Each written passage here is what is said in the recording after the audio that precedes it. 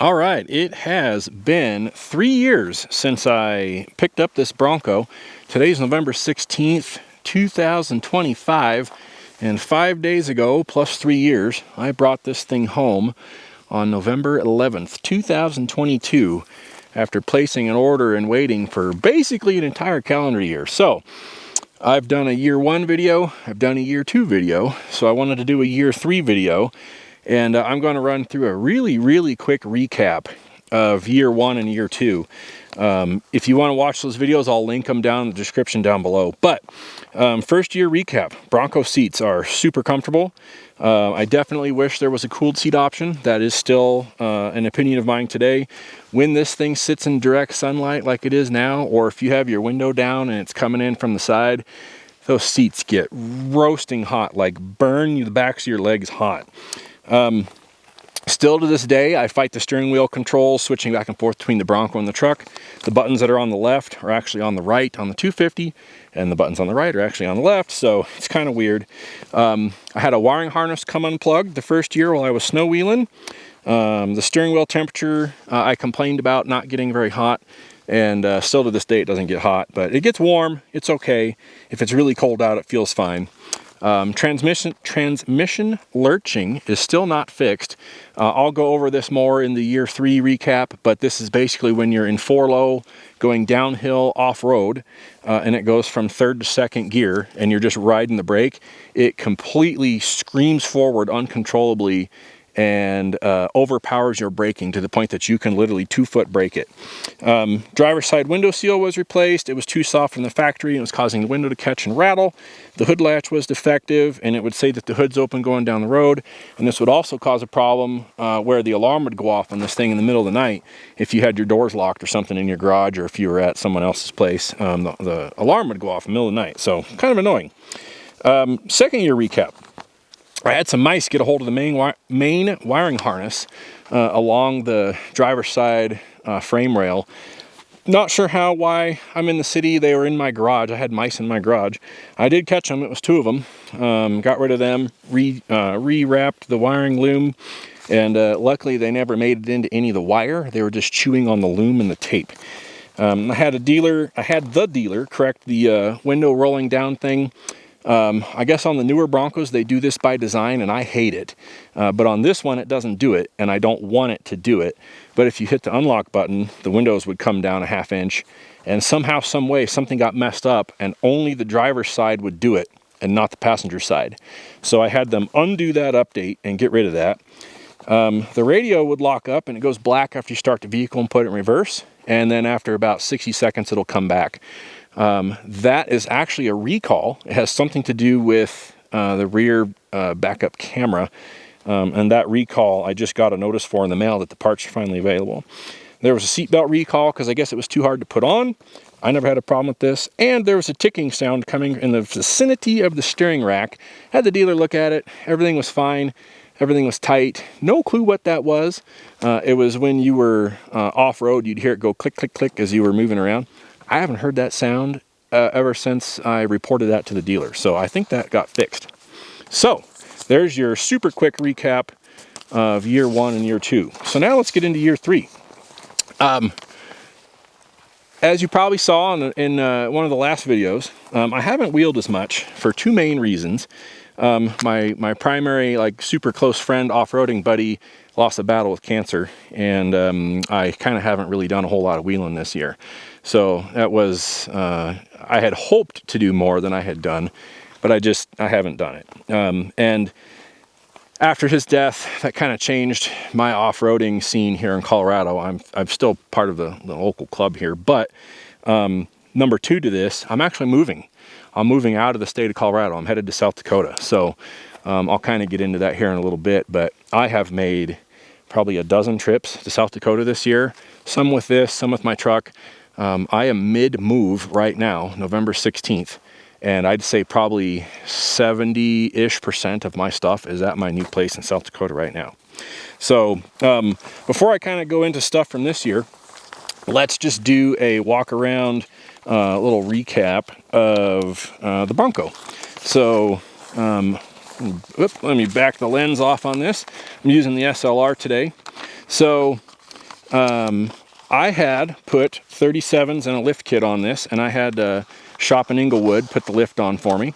But I have got 37-inch Toyo Open Country AT3s on here.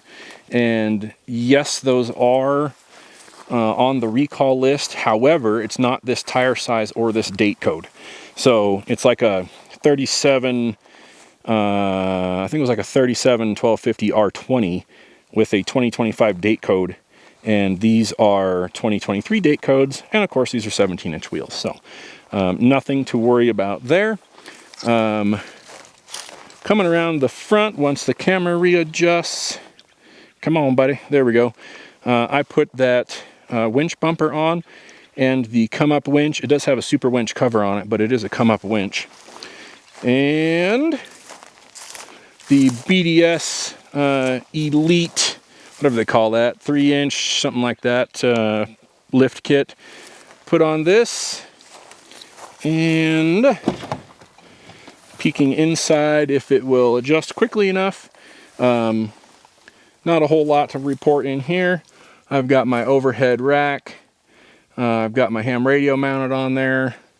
I've got a other little rack for the fun self-defense toy that hides up there. And like I mentioned earlier, these are super comfortable seats. Really, really like them. Something that I just did literally recently, once I get this door to stay open, on a little bit of a slope here. I still have that shelf in there, and I still have that lithium battery in there, which is great. The air compressor runs off of it. But up above, I put the Veritas Vans Starlink mini mount, and I decided to try and put the magnets on the roof. So I just did that. At some point, I'm going to hardwire it into that battery, but for right now, it's just plugged into that cigarette lighter plug. And even though I'm kind of in a spot here that has cell service, let me pull up. I'll do it on my phone here and put the phone in front of the camera. I'll pull up speed test, and let me get in a spot where you can actually see this. Go.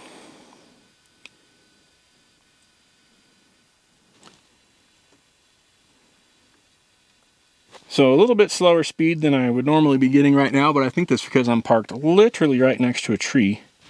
So I think the view is getting blocked a little to the north. Yeah, I can usually see 200 to 300 down, but still 26 coming through the hard top works quite well. And I do promise you that I have seen, 200 to 300 megabit from this. This is just camera gear for today.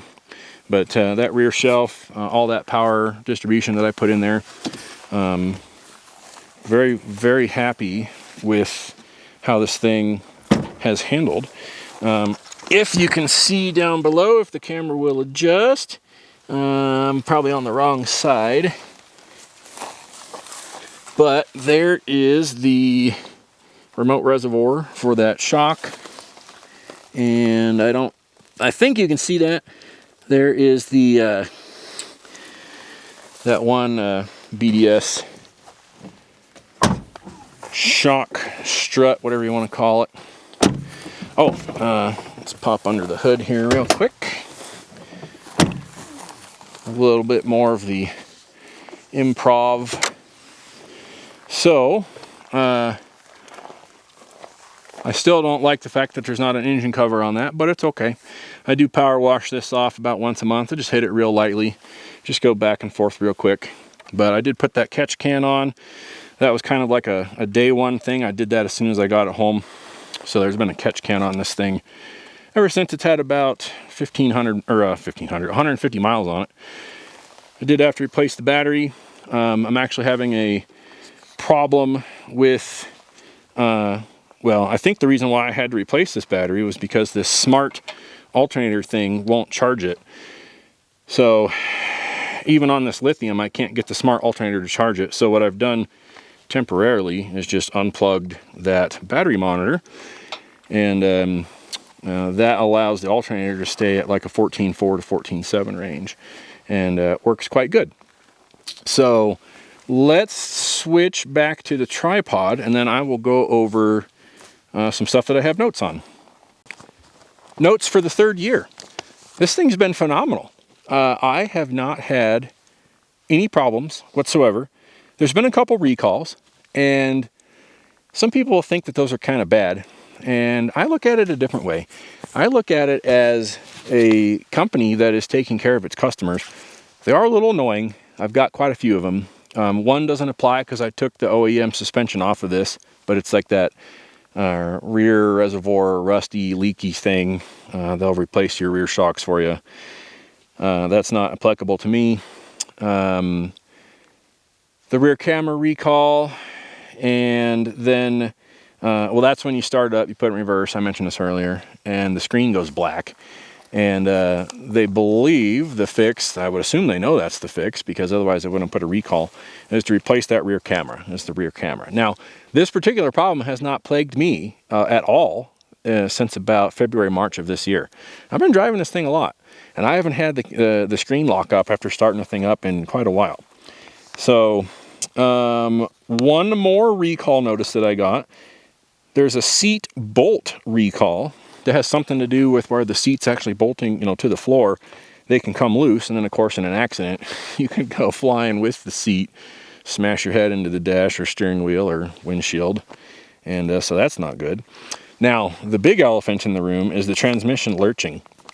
That transmission lurching that I mentioned before, where it goes from 3rd to 2nd and just completely overpowers the brakes, it is back, and it is back with a vengeance. It went away after the dealership reflashed the computer on transmission and kind of got it to relearn, but it is back, and it is absolutely horrid. Ford has still not fixed this, but the aftermarket has. There is a company, Goose Tuned. He's on the Bronco 6th Gen forums, as am I, and he has got this figured out. So through multiple tuning options, at least I think it's multiple, but I have the HP Tuners module. I am going to work with him soon. I've had some other things creep up where I've been spending some unexpected money, but unrelated to moving, and that money is bad enough as it is. But I'm going to work with him here probably in the next 2 to 4 weeks, and I'm going to have him tune that horrendous shifting out of this transmission. He hasn't got it completely where he would like to see it, but he's got it to where it doesn't overpower the brakes. The RPMs will still jump up way high, but it no longer drives through your standing on the brake pedal. So how on earth Ford has got away for 3 years without recalling that and fixing that in their programming on this 10-speed is just beyond me.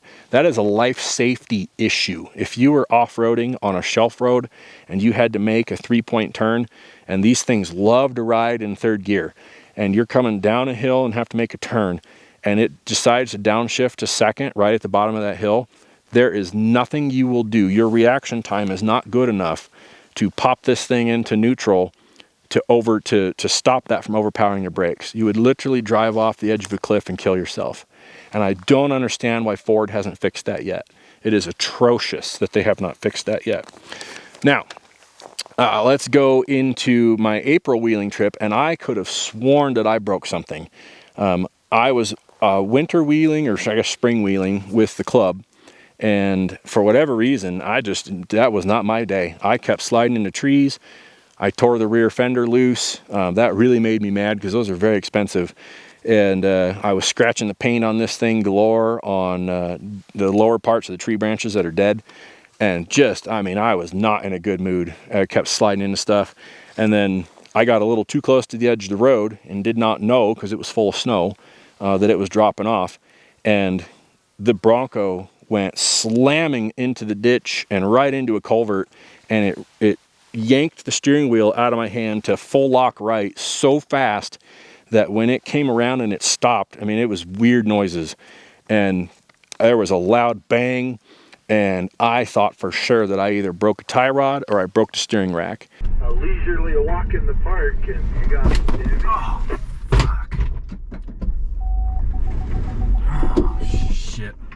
and I did neither. I think that loud bang was the culvert hitting the skid plate, because there was a dent in it, a new dent. And we got my stuff winched out of that, and everything was fine. To this day, it's driven fine. Not a single problem. After a little bit of time, I went and had my one of my buddies down in Inglewood that has a independent shop, do an alignment on this, and they did a beautiful alignment, and it's been fine. But even when I hit that culvert, the alignment was not off. The alignment was just slowly getting off as everything kind of wore in and everything starts to sag a little bit, and it just needed to be aligned again. But I cannot believe that with these 37s and my hitting that culvert kind of uncontrollably, I couldn't stop. I slammed on the brakes and I just kept going. And I can't believe I didn't break it. But this thing, like I mentioned a second ago, it's just been phenomenal. I have literally no plans to get rid of it. I'm gonna grab the camera off the tripod again here, but I have no plans on unloading this thing. And I kind of have vehicle ADHD. Something newer comes out and I kind of want it. But man, I'm telling you, this Bronco has been absolutely stellar. Now, as I'm getting ready to move to South Dakota, I've been making some friends up there. There's a whole group of Bronco owners up there in the Black Hills, and they're itching for me to go four-wheeling with them, and I'm itching to go four-wheeling with them myself. And I think it's going to be awesome. So this is a move that I've wanted to make for a while. Everybody's super, super nice up there. And yeah, I mean, I just, I'm looking forward to exploring some new territory, putting some more miles on this thing, and just having an absolute blast with it. So I think, let me pop you back in the tripod here just one more time, but double check that I didn't miss anything on my notes, because I don't think I did. So yeah, I have no plans on letting this go anytime soon. I was keeping an eye on the Scout, what do they call that? The Scout Traveler, that new electric SUV with the gas motor that does nothing but charge the battery. And I don't think that I'm gonna do that. I think I want to hold on to this a little bit longer and maybe stretch this out to 5 or 6 years and see what comes next. I could see doing a little bit different suspension on this. Maybe an ADS, something that's got a true adjustable height coilover. Because if this thing was just 1 inch taller, I don't think that would throw off a lot of measurements or anything. But that 1 inch taller, it would make just a little bit of difference. And this is definitely not a very tall suspension.